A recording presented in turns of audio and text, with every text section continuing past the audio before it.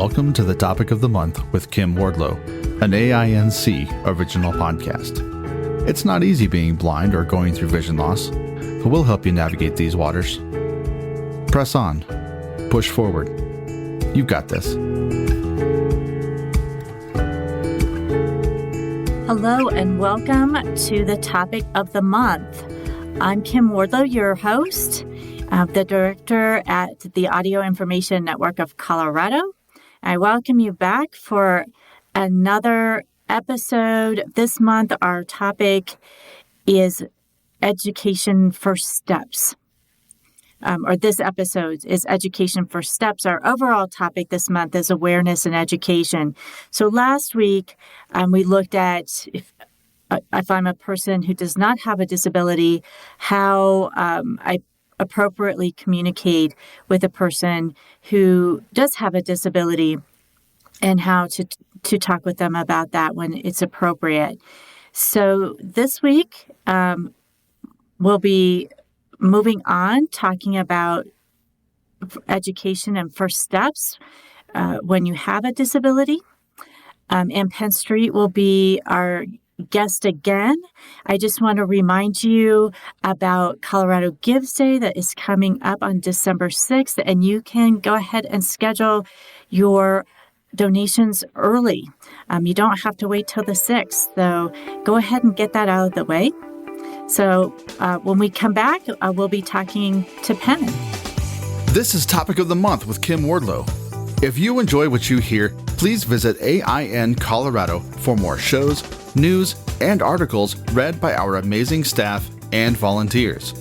If you have a question for Kim or would like to recommend a guest for future shows, please visit aincolorado.org/podcast-guest. Thanks for listening and enjoy.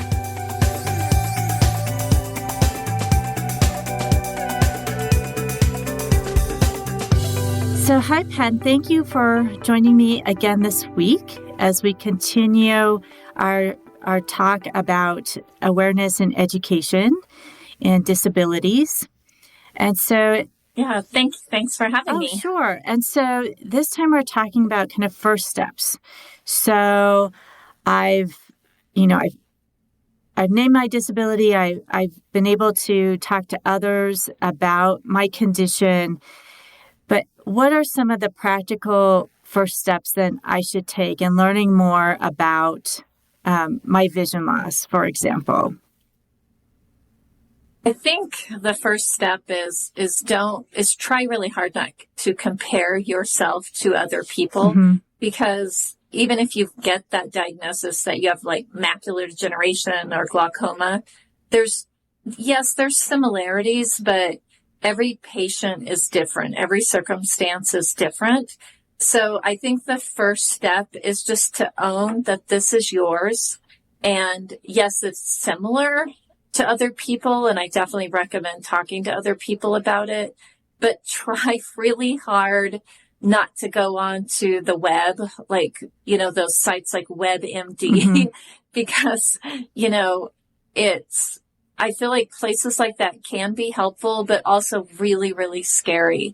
So pay attention to what your actual doctor is saying about your condition and go on from there. Because if you turn to places like the web, or you might even have family members or friends that'll say, oh, well, my cousin, was diagnosed with that, and this is what she went through or he went through. And so really, I think that first step is just acknowledging, okay, this is what it is, and this is potentially what it might mean.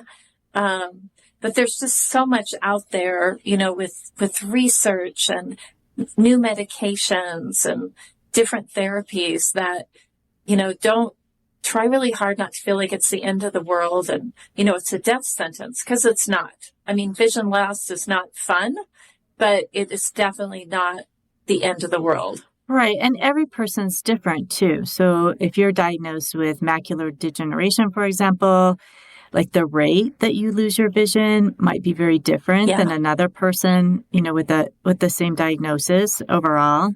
So I could see where that's important. Absolutely. And even treatments, people that have for macular degeneration, they get the injections. Some people, they've had incredible success with it. Not only did it stop the onset, but they actually got back more vision. Oh, wow. But that's really rare. That's extremely rare. And so if your doctor doesn't even put that out as an option, but people are telling you, no, you have to have this done, it's almost like you feel like a failure. And really, and I always recommend getting a second opinion. But there is that point where you need to accept what that diagnosis is and start beginning to move forward. Right. And so do you think it can be helpful as long as you're keeping that potential of comparison in mind to talk to other people who have the same condition, just to get a general idea, just keeping in mind that your experience might not be exactly the same as theirs, but just in terms of talking to someone else who would understand generally what you're going through?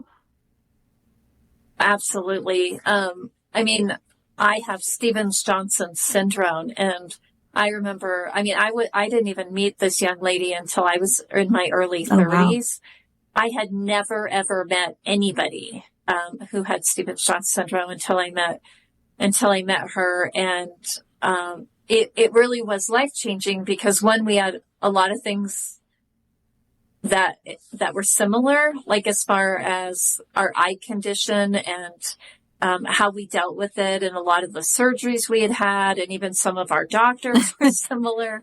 So that was so helpful, really breaking down that isolation of feeling alone. And so that's why, do talk to your peers, get involved with a support group of some kind, whatever that is. If you can't find something in person, there's lots and lots of virtual support groups.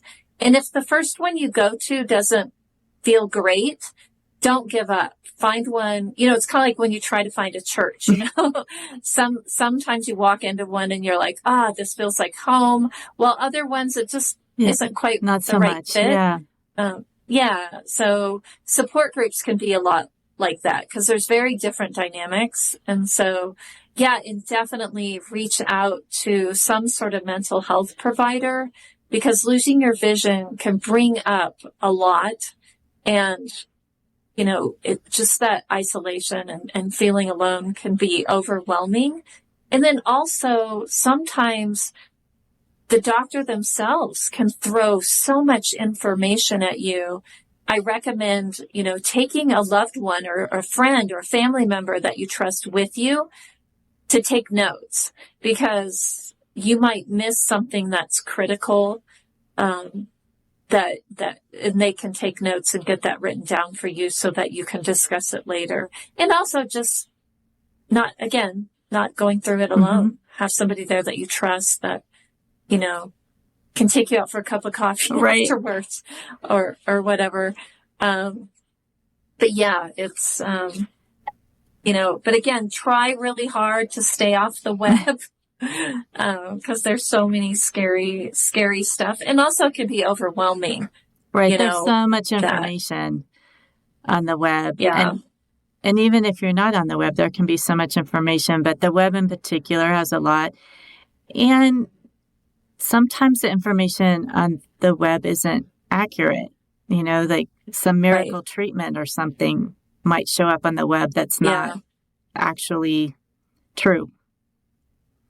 Exactly. And even friends and family members will do that. Like, my cousin Betty took this vitamin and she got her vision back, or, and I'm a big believer in Eastern medicine. Mm-hmm. I've been to plenty of acupuncturists and things like that, which I feel that greatly helped me.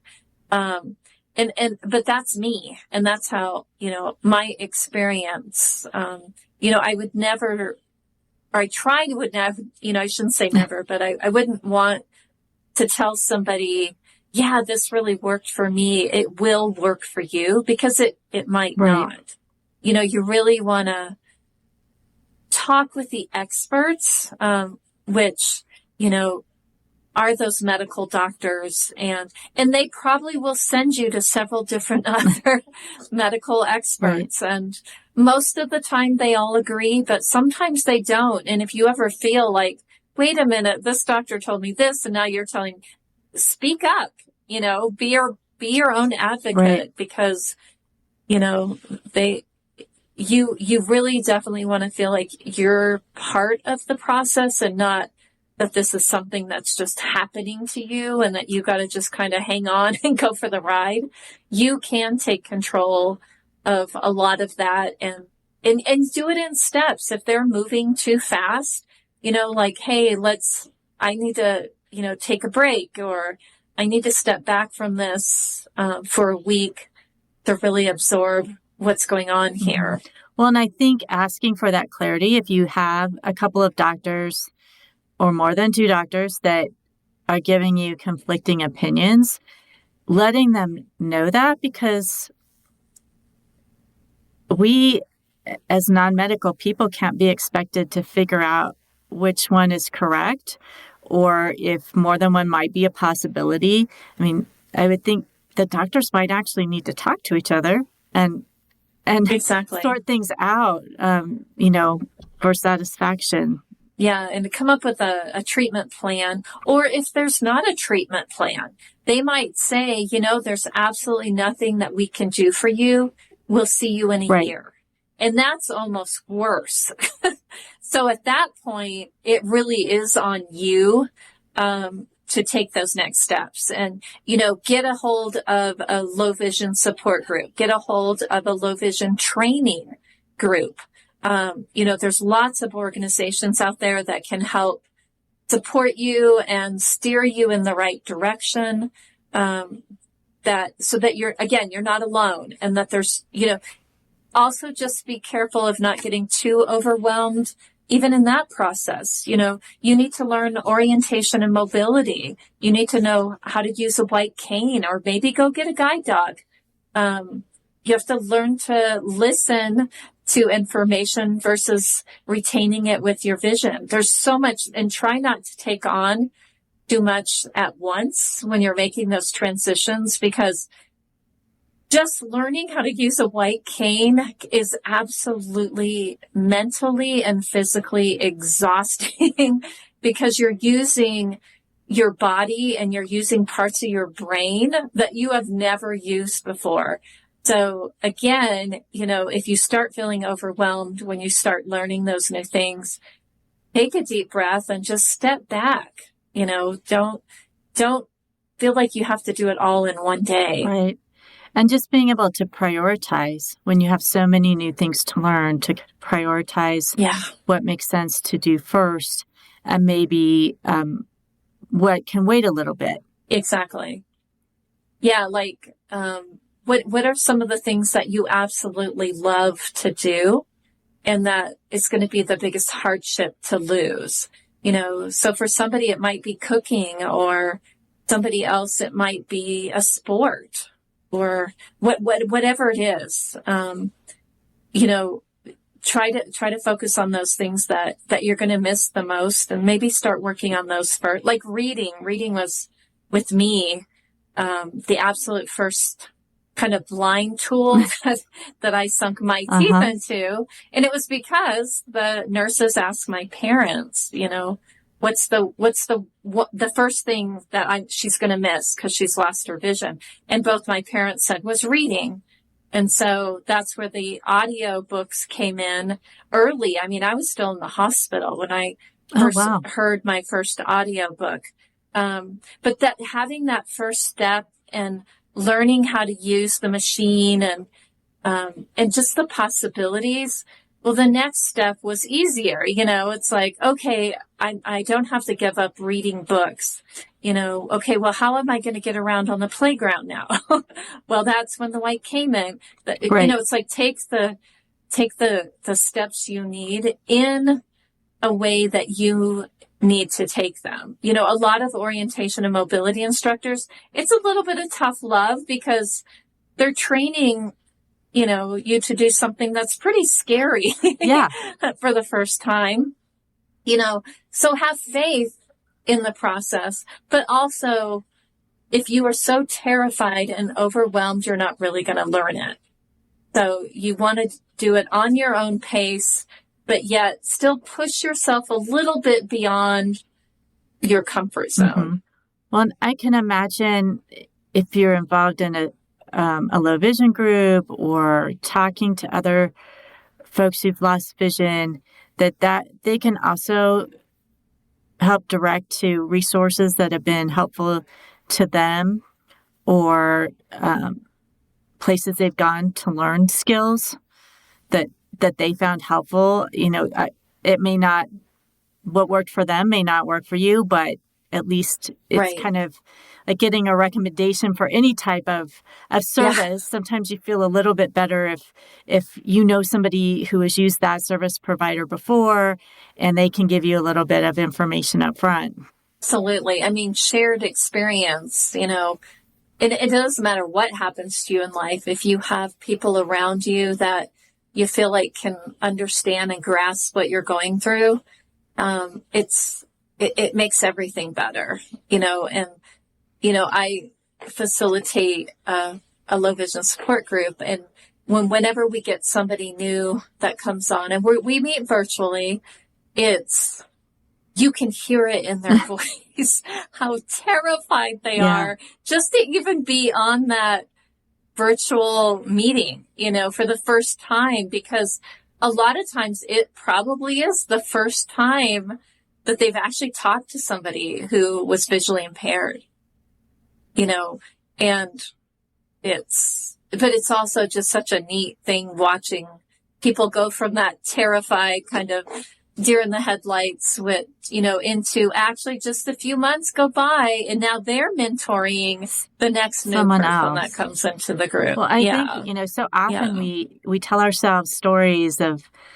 the worst possible scenario, you know, and I could see somebody being nervous, like, oh, they're going to confirm my worst fears or something. When I think frequently the opposite is true, that folks say, no, you can do that. This is how I learned to do that, instead of. Exactly. And also I hear it over and over again that, oh, I'm not quite there yet. Mm-hmm. Well, trust me on this one, is that it's so much easier to take those first steps before you actually feel like you have to.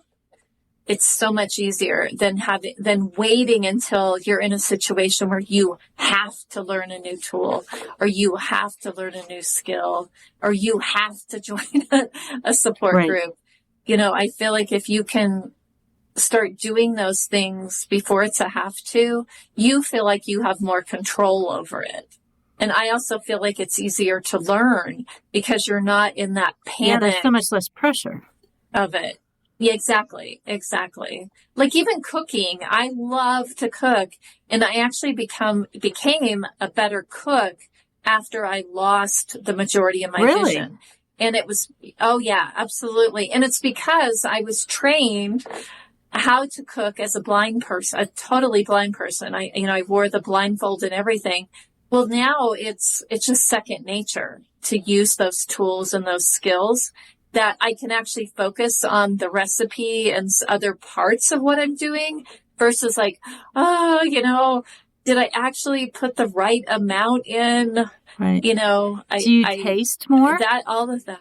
Since you don't see it, absolutely. I just was curious if you actually taste your food more, and that would make sense. You might be better at seasoning if you're tasting more frequently.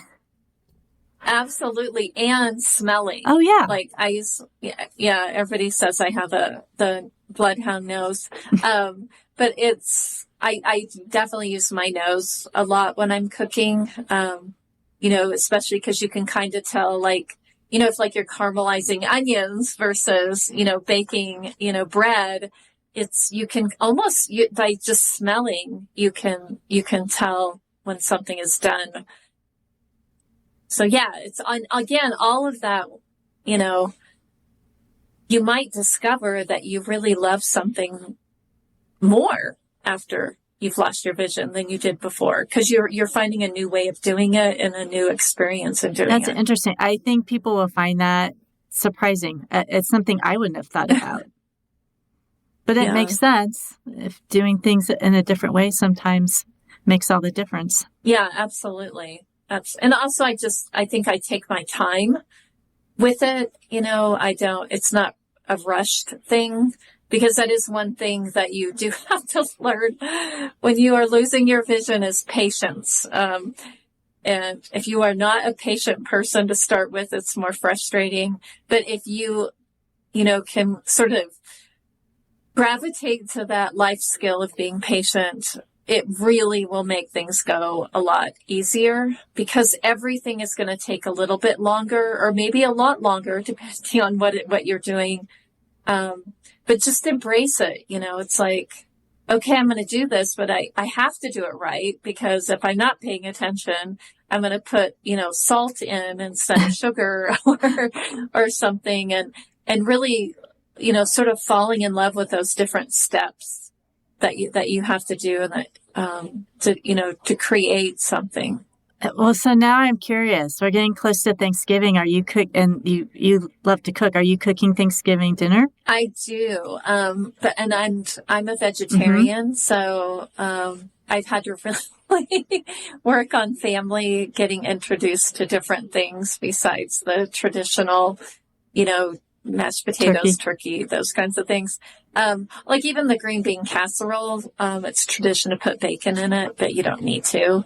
And I do whipped cauliflower instead of mashed potatoes. Oh, okay. And that's actually become a staple now. People prefer that over the mashed potatoes. And I've played around with the different types of, I don't know what they're called, faux turkey, made, but honestly, I love stuffing. Like that was always my favorite part of Thanksgiving. And there's so many just amazing, incredible recipes for stuffing that I'll just have a bowl of stuffing instead of the the potatoes and the turkey. So, but yeah, I do. I love cooking, and, it's just my husband and I now. Right. But even with that, I kind of go over the top, because we love leftovers. So yeah. Well, holiday leftovers, Thanksgiving leftovers are always so good. In particular. Yeah. But yeah, I would have everybody out there, as you are beginning to prepare for Thanksgiving, grab a blindfold, put a bandana around your eyes, and just, even if it's something simple like whipping the whipped cream or doing a simple task, put a blindfold on and see what that feels like. Just for something different, to see what it's like. Yeah. Yeah, exactly. And it does force your brain to use, there are parts of your brain that tap into those places that don't get used very often, if ever. Exercise. So that might, even help stave off memory loss then, if you're using new parts of your brain. Yes. Yeah. That would be interesting. You would think so. I know. So. Yeah. I don't know that that's scientifically true, but they do say, learning a new skill can be helpful. So there you go. That might be a benefit.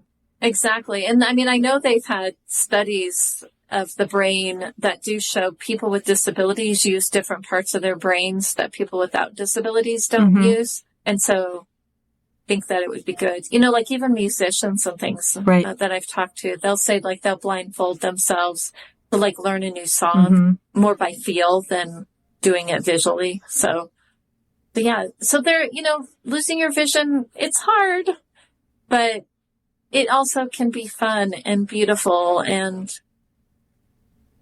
you'll encounter people that you would not get to encounter if you weren't going through that experience. That's true, because vision loss cuts through all sectors of society. So yeah, you might meet a whole new group of people or become interested in a whole new hobby or something just by virtue of meeting some new folks. Exactly. you just, I mean, that old saying, one door closes, another one opens. Right. It's just the scary hallway in between. That's a good analogy. And sometimes it can be pretty dark, but I think it is okay to acknowledge, that it is hard and it's going to be a lot of transition and a lot of change. But you get to control how much of that and how fast it happens. Some people jump right in and they're fine with it. And, while others, it's a struggle.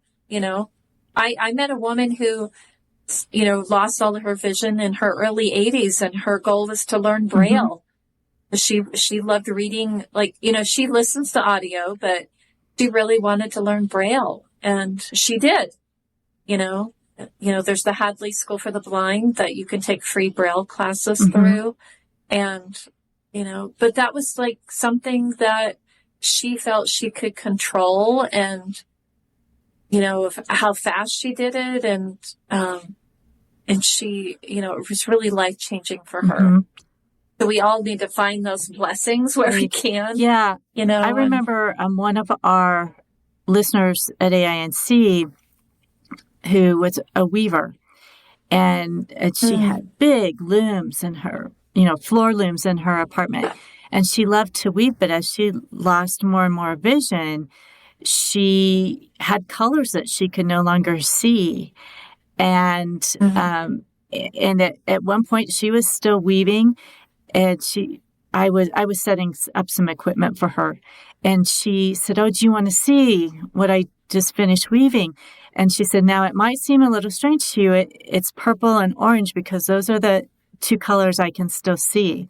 But the fabric was still, like, you wouldn't think maybe purple and orange, but it actually was very attractive. And then she would have someone, a seamstress, make a dress or a top or whatever it was, but she would weave enough cloth to actually have clothing made from it. Oh. And I found her so inspiring because she found a way to keep doing what she loved, and she had to adapt, but she didn't let it overwhelm her or feel out of control. She just thought, no, I can figure this out. And, what can I do? I can't see blue anymore. Okay, well, what can I do as she's losing more vision? And I think that control piece you talked about is so important, because there's so much, whether it's vision loss or many things in our lives, that can seem so out of our control and maybe even chaotic. Right. And to be able to feel like, okay, but I can control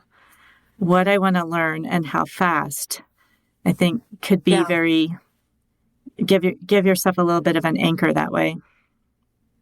Exactly.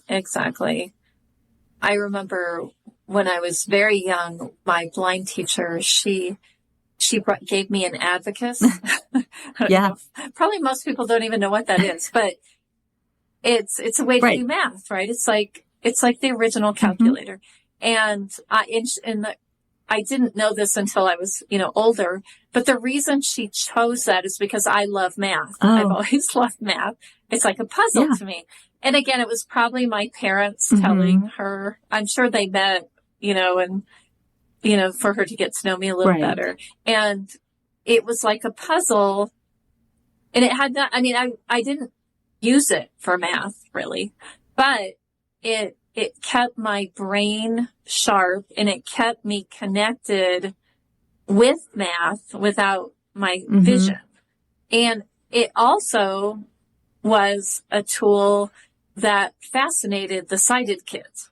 Like, they were like, "Oh, what is that?" And, and they would, give me like these crazy, math, things. And I could figure it out on the abacus. So you were cool instead of weird. Also, exactly. Well, I think they probably still thought it was weird, but I was cool weird, I guess. But I never would have learned that skill if it hadn't have been for losing my vision. And, but it was also, it kept my fingers busy, and it kept me connected with something that I loved to do. So, she was a really awesome teacher at that, like finding each child sort of sweet spot. Because if you can relearn something a new way, something that you love, it really does help, those hard things that you just have to learn, like the cane, or, how to do street crossings. And, sighted people don't really understand traffic flow. You're paying attention to so much of what you're seeing. Right. We're blind people. We actually have to learn like traffic flows and the different kinds of intersections and things like that. And sometimes people think that's really fun to learn. I didn't. Yeah. But important. But, it was extremely important. It's your life. Yeah.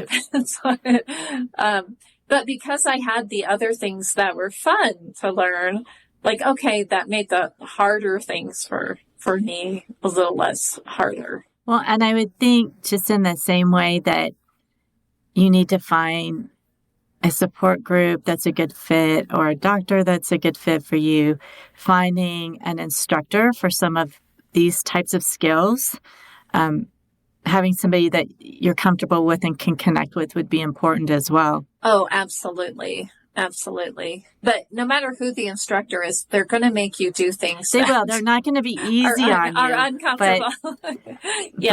But yeah, there's definitely, like even Division of Vocational Rehabilitation, I've been through the system 3 times for various reasons.